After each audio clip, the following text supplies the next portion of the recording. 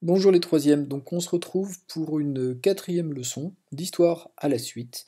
Après la leçon sur la guerre froide, la leçon sur la décolonisation, la leçon sur la construction européenne, on va s'intéresser au monde à partir de 1989. Quels enjeux et quels conflits sont ceux du monde depuis la fin de la guerre froide jusqu'à nos jours. Pour cette leçon, je vous demande donc de réaliser un planisphère. Ce planisphère, le voici, vous pouvez l'imprimer. Si vous ne pouvez pas l'imprimer, c'est pas grave, il est assez simple, il n'est pas difficile à retenir. Par contre, la légende, elle, est importante. Si vous ne pouvez pas imprimer cette légende que je vous ai joint, qui est à compléter, la première chose à faire, je vous l'ai dit déjà dans les consignes, c'est de la prendre en note.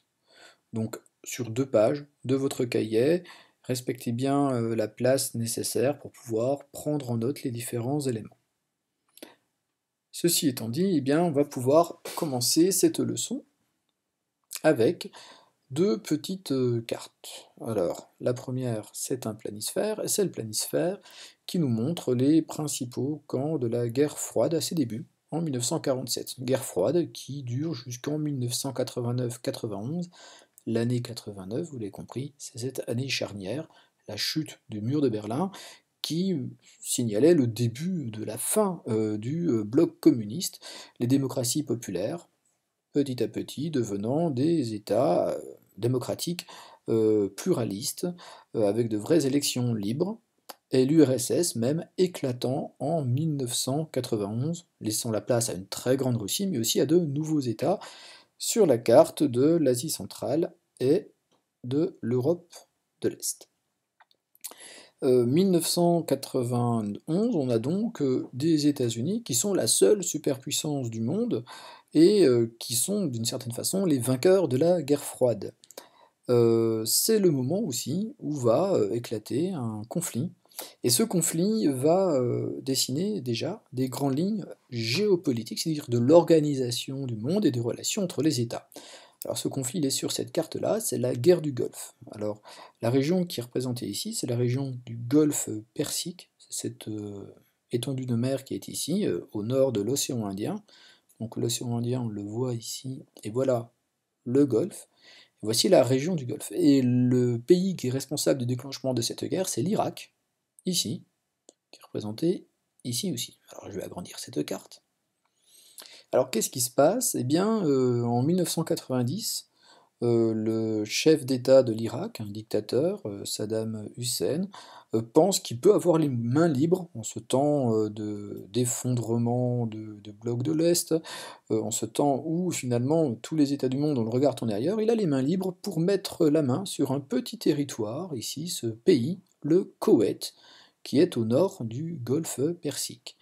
Euh, il le fait en 1990 et immédiatement ça va déclencher une réaction internationale. Déjà, première réaction, celle de l'ONU. L'Organisation des Nations Unies, en 1990, condamne l'agression du Koweït, donc l'agression qui est représentée par cette petite flèche noire, l'offensive terrestre irakienne, et demande, et prend des sanctions contre l'Irak et demande que les forces irakiennes se retirent du Koweït. La prise de décision internationale est rapide parce que le Koweït, il compte beaucoup dans l'économie mondiale. Le Koweït, c'est un pays producteur de pétrole et il y a une menace importante sur donc l'approvisionnement mondial dans cette ressource essentielle à la bonne marche de l'économie. À l'ONU, les discussions vont assez vite et on décide d'une intervention militaire confiée donc à une coalition d'États.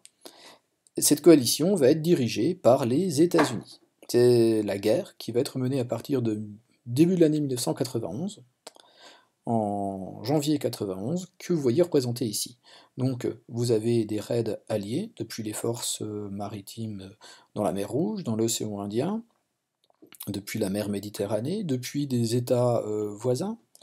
La guerre est assez rapide. Au mois de mars, la coalition, menée par les États-Unis, avec des alliés arabes, mais aussi des alliés occidentaux, des pays européens, met fin à l'invasion du Koweït. Saddam Hussein, le dictateur irakien, retire ses troupes du Koweït et la première guerre du Golfe se termine ainsi. Le dictateur, lui, restant en place, malgré le succès des opérations militaires, on ne cherche pas à déstabiliser la région. Alors qu'est-ce qui s'est passé en 1991? Eh bien, c'est l'impression qu'ont eu les observateurs, c'est qu'une nouvelle géographie du monde, une nouvelle géographie politique se mettait en place. On avait un pays, les États-Unis, qui avait été capable, en tant que superpuissance, de jouer le rôle du gendarme du monde.